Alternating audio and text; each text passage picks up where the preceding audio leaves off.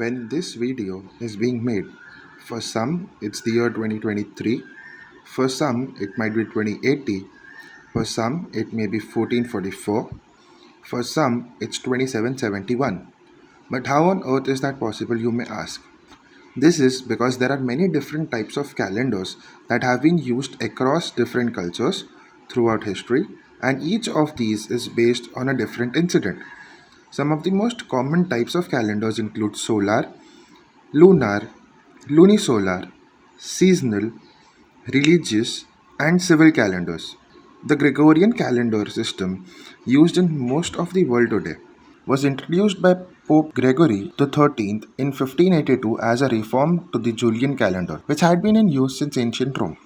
The purpose of the reform was to better align the calendar with the solar year, which is the time it takes for Earth to orbit the Sun.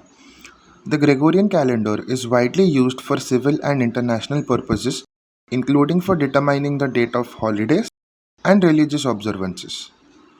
According to the Gregorian calendar, we are currently in the year 2023. The Hindu calendar, also known as Panchang or the Vedic calendar, is a lunisolar calendar used in India and other parts of South Asia for religious and cultural purposes. It is based on the positions of the moon and the sun, and it takes into account both the lunar cycle and the solar cycle.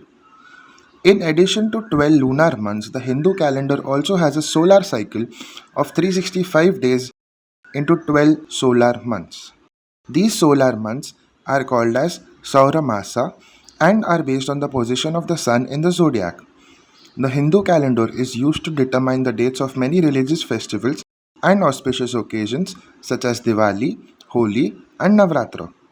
It is also used for astrological and horoscopic purposes.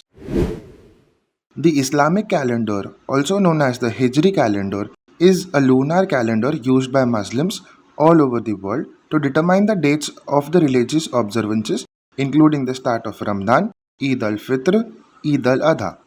Because the Islamic calendar is based on the lunar cycle, it is approximately 11 days shorter than the Gregorian calendar. This means that Islamic holidays and observances fall on different dates each year according to the Gregorian calendar.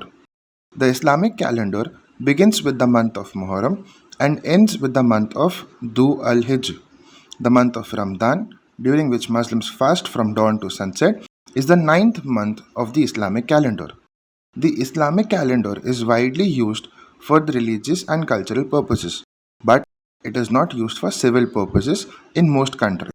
Instead, the Gregorian calendar is used for civil purposes, and the Islamic calendar is used to determine the dates of religious observances. The ancient Egyptian calendar is a complex system of timekeeping that was used by the ancient Egyptians to divide the year into 365 days. It was based on the cycles of the sun and the Nile River. The Egyptian calendar was used for religious and administrative purposes, such as the scheduling of annual flooding of the Nile River and determining the dates of religious festivals. It was also used for astronomical calculations and for predicting the future. The ancient Egyptian calendar evolved over time, and there were variations in its use in different regions of Egypt.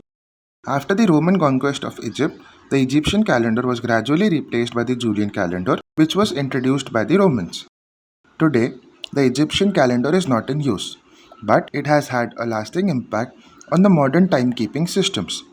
Many of the names of the months in the Gregorian calendar, such as January, is named after the Roman god Janus, and July, named after Julius Caesar, have their roots in the ancient Egyptian mythology and history. Thus, you may be in the year 2023 according to the Gregorian calendar, but if you follow any of the other calendars around the world, you might be living in a different year altogether. That's all for today. If you enjoyed the lesson, please let me know in the comments, like the video, share it with your friends, and subscribe for more.